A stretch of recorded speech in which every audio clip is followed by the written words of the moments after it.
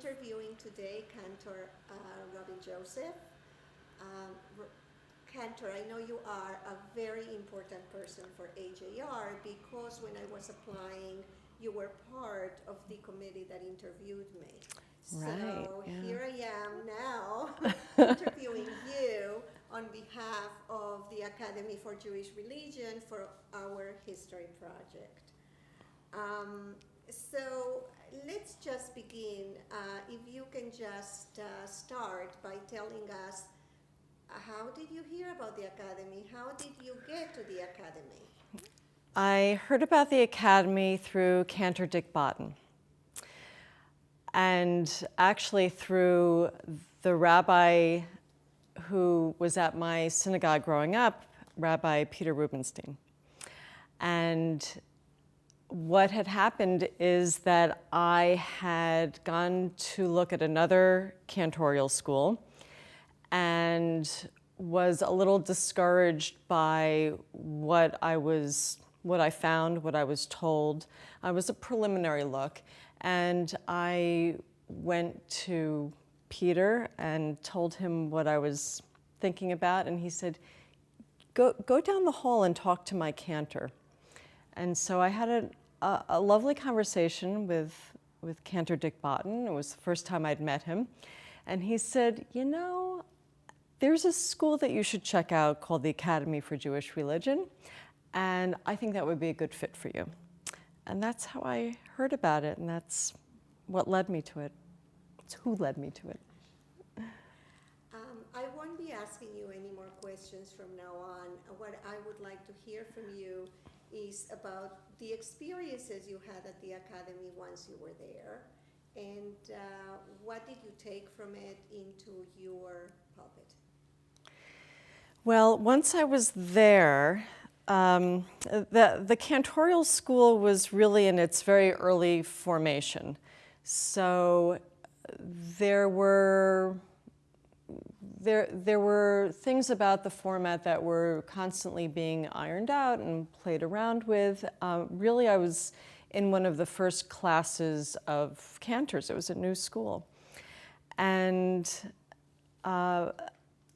so it had pretty much every offering under the sun, but it was,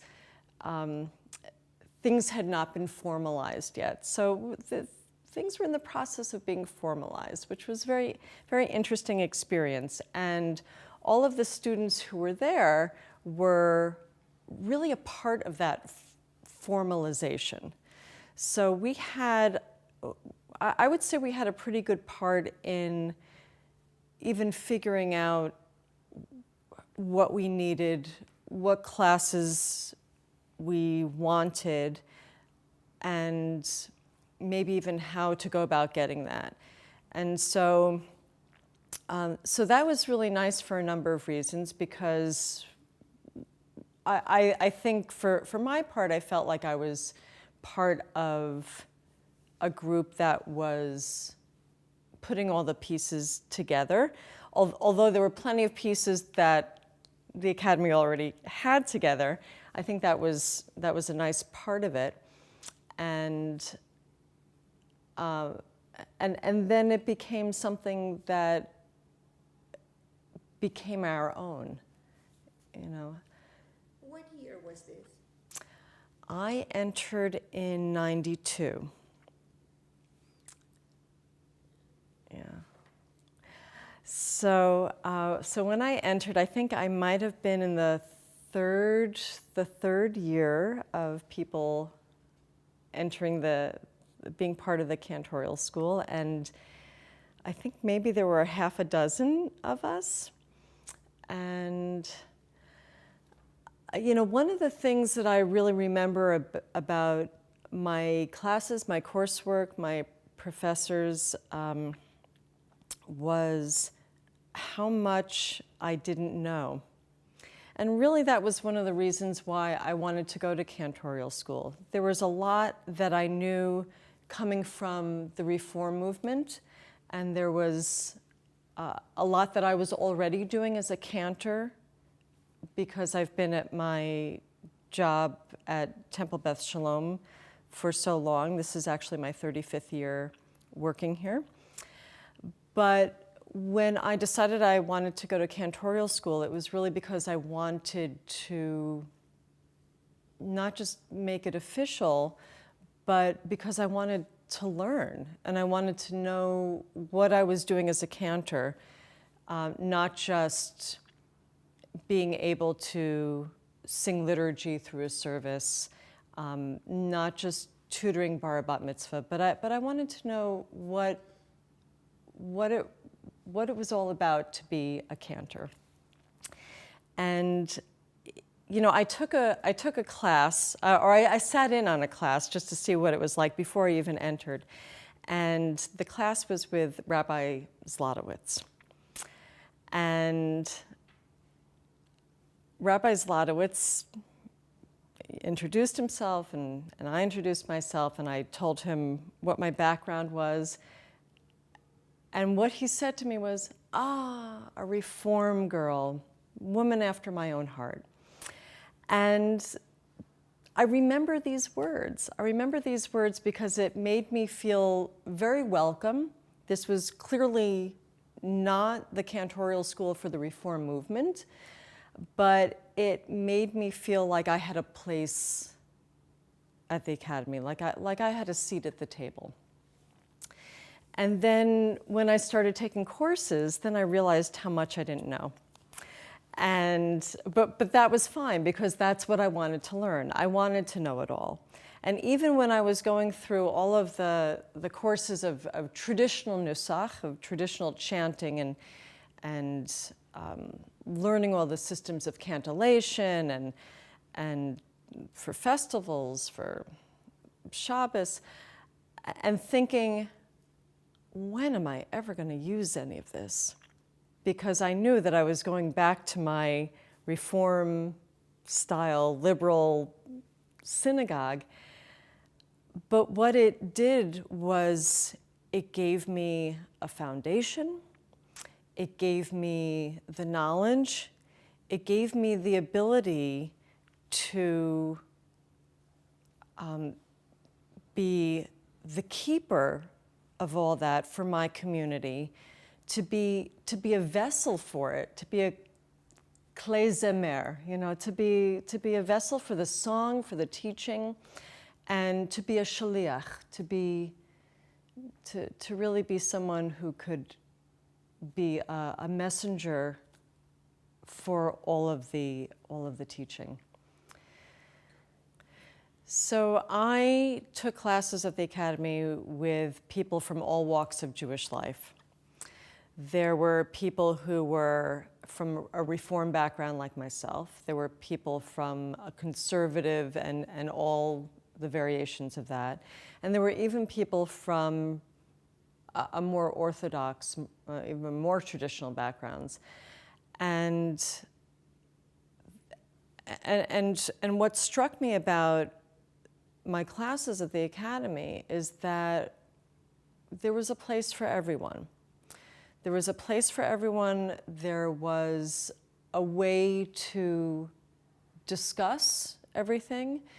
And there was a culture where everyone was heard.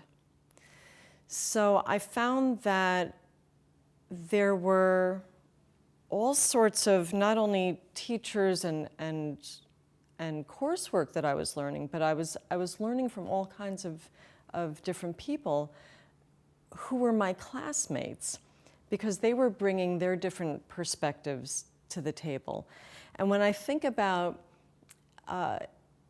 maybe what was the most important thing about the academy in terms of pluralism is hafochba v'hafochba dechulava, that you could turn and turn what was going on at the academy and get all different perspectives, because everything was there. And it was there within the cantorial school. It was there with the rabbinical students, taking classes as a cantor cantorial student with rabbinical students was even more wide range and more perspectives, and I love that.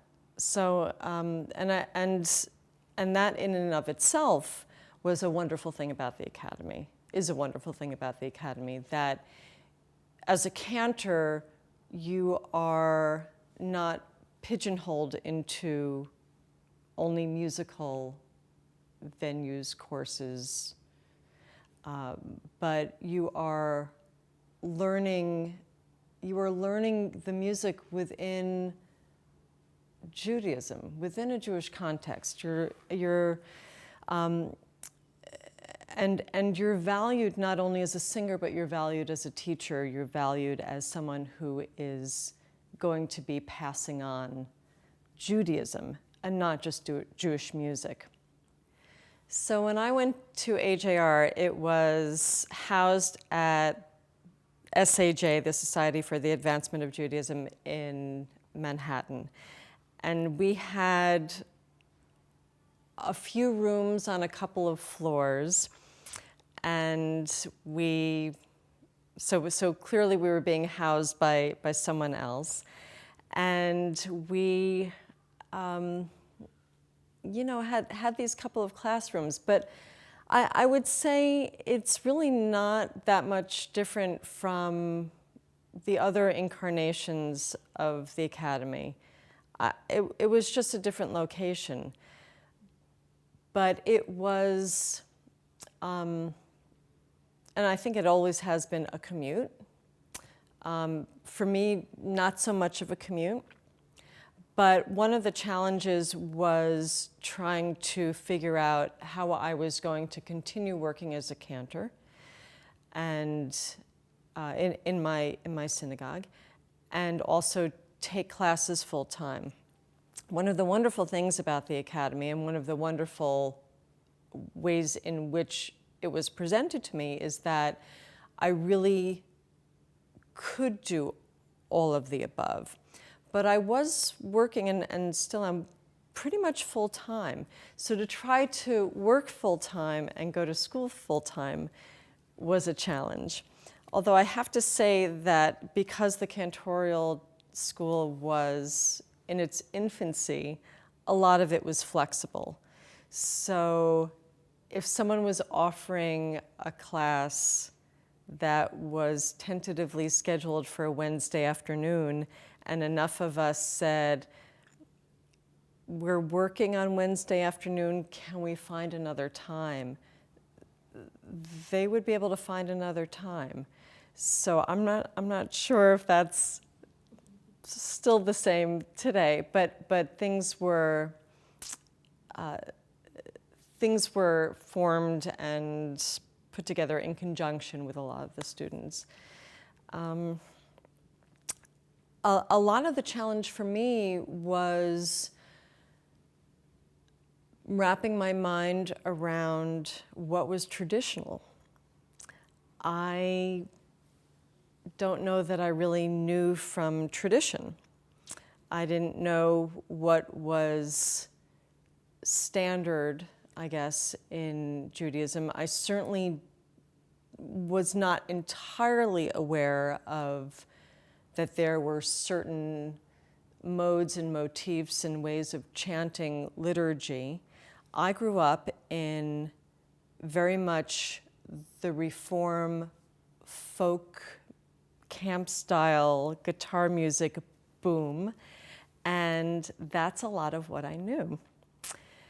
And the joke was, and still is, that when people in a Reform congregation would say to their cantor who had just chanted something traditional, "Cantor, we don't know what that is. Can you sing the traditional Shalom Rav?" And the cantor would say, "Well, what is that?" And they would launch into the wonderful folk tune by Jeff Klepper and Danny Friedlander, and that was traditional in Reform circles.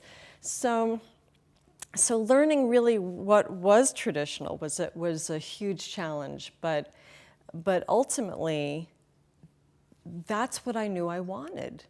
That's what I wanted, and then being able to incorporate that and process it, I was able to live it, and I like I said, I think that I came into the academy saying, I'm not going to use 80% of this. And then all of a sudden, midway through my studies, there was a group in my congregation that said, we'd like a learner's minyan on Shabbat morning. Can we do that? And I said, yes, actually, we can. I would love to do that. And then it was a way really for me to live this. So there was definitely some hurdles I had to get over, and some thinking, different thinking that I had to do about what was a cantor and what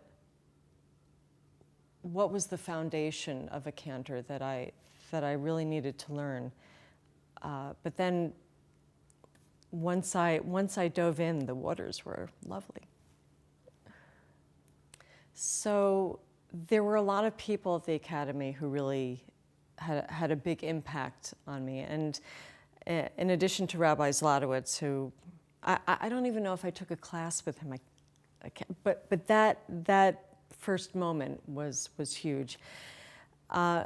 Certainly my Nusach professor, Cantor Jackie Mendelson, who is, I would say, a cantor's cantor.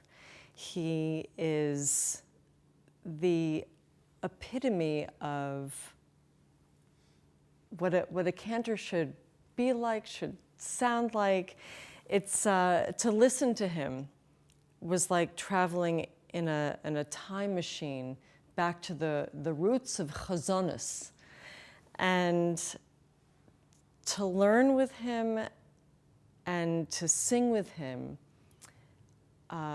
really made me understand why chazanut, or chazonos, as he would say, touches the soul.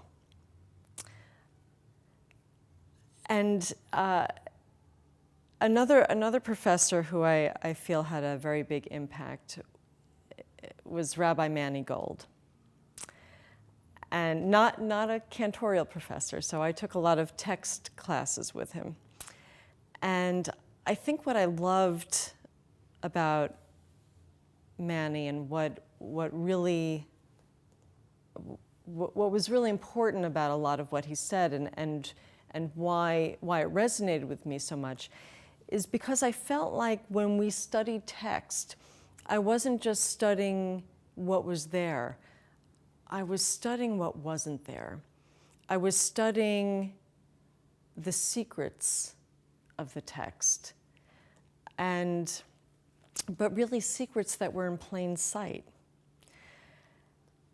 And understanding where Judaism comes from, sort of traveling back to our pagan roots, but figuring out how we sanctified all that and made out of all of our secrets what is holy about our tradition. And then, of course, there were so many students who influenced me. I mean, again, sitting around the table with everyone and hearing about everyone's different experiences was very special. There was someone that I met in cantorial school, a fellow cantor, and actually now a rabbi, Sonny Schnitzer, with whom I had a singing-songwriting partnership. And I remember sitting in a class with him, and we were sitting in a little circle, and I forget what we were singing. It was some traditional song, prayer, and we started singing harmony with each other as the whole group was singing. And then I just turned to him, he turned to me and said, we should do that more often. And so that harmonization became a singing-songwriting partnership, and really was the first time, or the first time in earnest that I started songwriting. I had done a lot of secular songwriting, and I had even dabbled a little bit with putting new melodies to some liturgy. But this was the first time that I took, I think, what I had been learning in school at the academy and connected it to my modern Jewish folk rock roots and put everything together. And my friendship and partnership with Sonny was very instrumental in that. I find the arc of where I've been, where I am now, to be an important part of my not only cantorial life but part of my life. When I first came to the academy, I was just trying to get my sea legs. I was trying to figure out really what it was to be a cantor. And through being there, I mean, I did so many things. I learned so many things. I did so many things. I became a musician.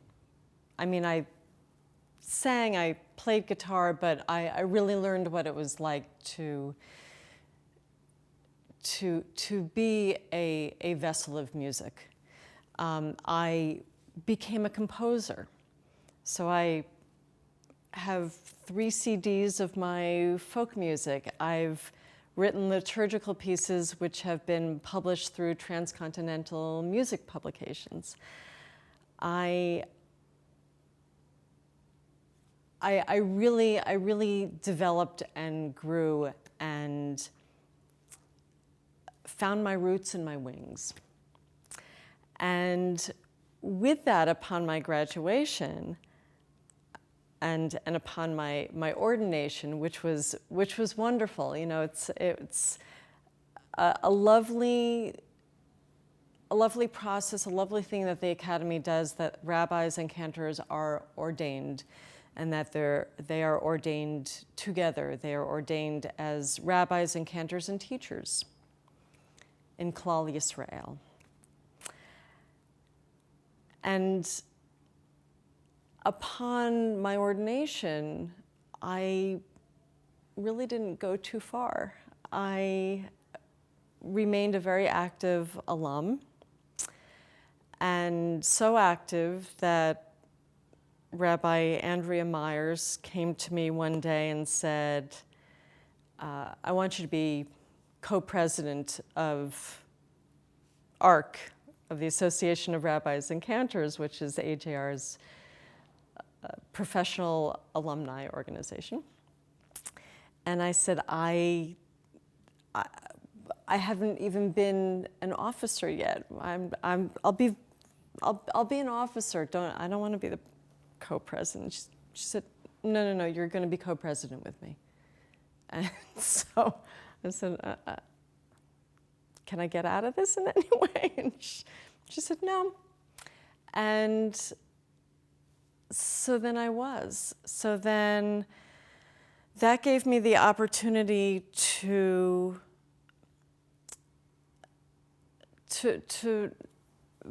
really see what the alumni were doing, where people were going once they left the academy, what our connections still were to the academy, because they are varied. There are alumni who are peripherally involved. There are alumni that are heavily involved. But it gave me an opportunity to keep a connection to the academy, while at the same time starting connections with people who were no longer there and out being rabbis and cantors, and figuring out how to support both worlds. And then most recently, I was asked at the suggestion of Cantor Rena Shapiro to teach cantillation at the Academy. So now I have the great honor and privilege of teaching cantillation, which is something that I love and something that I take really great pleasure in teaching. It sort of brings me right back home. One of the wonderful things about the students that I see, and really even the students with whom I studied, is that the Academy offers a forum for Klal Yisrael, for everyone to grow and learn from each other and from all of these different perspectives. And the Academy trains everyone like that. One of the things that I see in its graduates and in the students is that we're being prepared to go out into the world to be open to all kinds of Jewish life. We're being trained as cantors with rabbis and as rabbis with cantors, so that many of us can actually go out and be a kolbo, who can maybe as a cantor be a teacher of text as well, or someone who's graduating as a rabbi is a teacher, but who also has a strong love of what is traditional chanting. And one of the things that I have seen the Academy do, and I can certainly see it doing into the future, is really cultivating that. In a world where there are so many synagogues, places of worship in the Jewish community that are trying to figure out where they're going to be in 5, 10, and 20 years, I think that they're looking to have rabbis and cantors within their communities who have a knowledge of all of that, who are more than just a rabbi or a cantor, but who have a much broader foundation. And I see the Academy as a place where students can learn all of that, or at least as much as they can, so that they can go into communities and have much more to offer than what people generally think of as, oh, this is what a cantor does, or oh, this is what a rabbi does. That they can go in and say, yeah, I can offer you a lot of things. I can offer you things that that will serve your community and will serve Judaism.